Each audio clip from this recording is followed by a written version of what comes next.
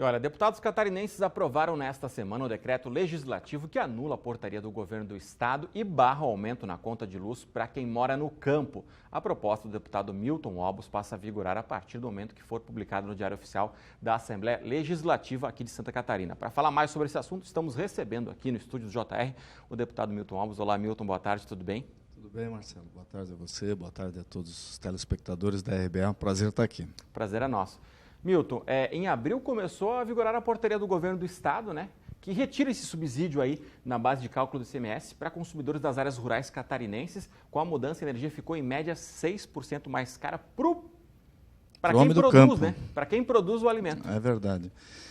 E uma atitude totalmente desnecessária do governo. O governo vem batendo recorde de arrecadação, mas é uma vontade famigerada de aumentar tributos e impostos. Isso aconteceu desde o ano passado, e nós, desde o ano passado, nós nos posicionamos contrário, né? Isso passou a ser uma marca do nosso PSD de Santa Catarina também, não permitir o aumento de impostos de maneira alguma, né? E eu propus essa sustação de atos, que culminou nessa quarta-feira com a votação do decreto legislativo que anula esse ato do governador por unanimidade da Assembleia Legislativa. Aliás, a Assembleia Legislativa que tem feito todas essas correções de rumos no governo do estado. O governo começou com a tentativa de aumento de impostos, de perda de incentivos, que ia fazer com que tivéssemos uma fuga de investidores muito grande de Santa Catarina, principalmente o setor de importação. Isso significa muito dinheiro, muita riqueza e muitos impostos e empregos para Santa Catarina, e nós não podíamos permitir isso. Então, corrigimos no ano passado, estamos corrigindo agora, né? Esse caso dos produtores rurais que têm uma energia subsidiada, essa energia não é subsidiada pelo governo. Existe uma tarifa que todos nós, quando pagamos energia elétrica no Brasil inteiro, nós contribuímos um percentualzinho disso para um fundo, que é um CDE, que chama, para o desenvolvimento dos estados, né? E justamente para subsidiar aqueles setores que mais precisam, né? E o homem do campo, o pequeno agricultor, a pequena pousadinha que já estava com dificuldade agora na pandemia, os produtores de leite, de queijo, o pequeno produtor é o que mais sente.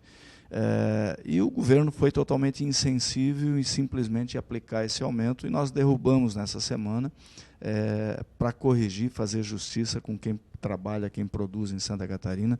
E essa taxa de incentivo, ela é feita pelo governo federal, né, nessa conta que é criada, que hoje tem mais de 2 bi de arrecadação, justamente para subsidiar em cada estado, para que as companhias energéticas, no caso aqui a Celesc, não tenha prejuízos com isso. Mas o que o governo fez, não contente com isso, foi e mudou o critério da base de cálculo para cobrar ICMS como se fosse uma energia tarifa normal, né? Então, totalmente desnecessário, uma coisa absurda, que nós fizemos justiça agora. E para quem está em casa pensando, poxa, não tem nada a ver comigo, eu moro na cidade, você tem que imaginar que quando aumenta o custo de produção para o produtor rural, isso vai impactar no teu bolso. Porque se o produtor de leite está tendo que pagar mais pela energia elétrica, ele vai ter que jogar um valor a mais do leite. Sem dúvida. Então, isso é uma bola de neve, né, Milton? Isso vai indo lá. Agricultura familiar, pois é, né, com as escolas todas fechadas, muitos agricultores familiares vendem para merenda escolar, né, passaram a não vender, né? Então, você já está com todo esse segmento sacrificado. Daí você vai botar mais imposto, não é justo isso, né? E essa semana um projeto de minha autoria fez justiça com isso e foi votado por unanimidade de todos os deputados da Assembleia Legislativa. Deputado, outro projeto que também esteve aí em pauta nesta semana, ele impede que contas de água e luz, por exemplo, sejam reajustadas aí em crises, como essa que a gente está atravessando agora, aí, né, do coronavírus. Ou seja, a gente falou agora do homem do campo, agora estamos falando em geral. Mais uma vitória para os catarinenses, porque o projeto de lei era de minha autoria.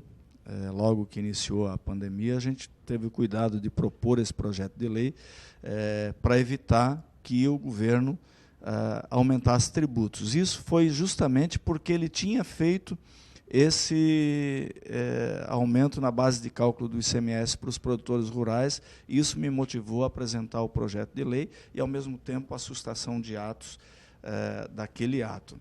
E o governo, nós aprovamos essa lei de não aumento nesses períodos, e o governo vetou, né?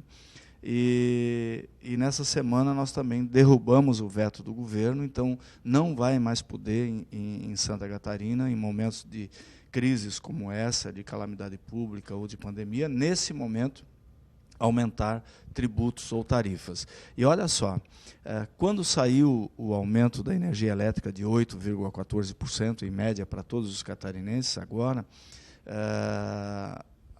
o PROCON entrou com uma ação, né, e obteve uma liminar favorável para que não aplicasse esse reajuste. E o governo do Estado comemorou isso, se dizendo que estava do lado dos catarinenses, né?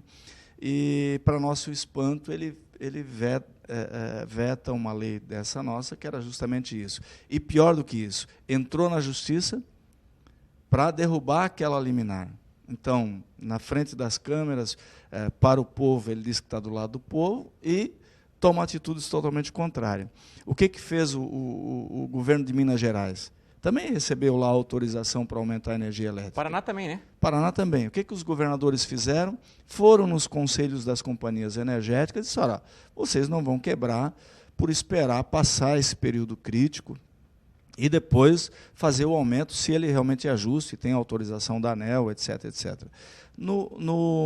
Em Minas Gerais, não se repassou o aumento, no Paraná não se repassou o aumento, e lá em Minas Gerais era só 4%, aqui em Santa Catarina era 8%, e aqui, ao invés do governo fazer isso, para evitar o aumento, ele entra na Justiça justamente para que o aumento seja dado. Então, agora, com esse projeto de lei que nós aprovamos, cai isso por terra também, e ele tem que cumprir lei. Então, mais uma vitória para os catarinenses. Essa semana foi uma semana bastante proveitosa nesse sentido. E nós que somos, né, terminantemente contra o aumento de impostos, nós temos que estar vigilantes, porque o povo catarinense já paga tributos demais. Santa Catarina tem batido recorde de arrecadação. Olha só, no ano de 2019, Santa Catarina teve um excedente de arrecadação pelo orçado de mais de 2,5 bi. Foi isso que botou o Estado em dia, né? E não foi nada de economia de governo, porque ela praticamente não existiu. A conta do custeio do governo ela aumentou em 2019. E em 2020, mesmo com a pandemia, mesmo com 3 meses que tivemos uma arrecadação muito abaixo, com o fechamento de setembro agora, Santa Catarina já está arrecadando igual ao ano de 2019. Olha como a nossa economia é dinâmica. E, além disso, o Estado recebeu 1,1 bilhão a mais do governo federal, então isso é dinheiro a mais do que a arrecadação recorde, né?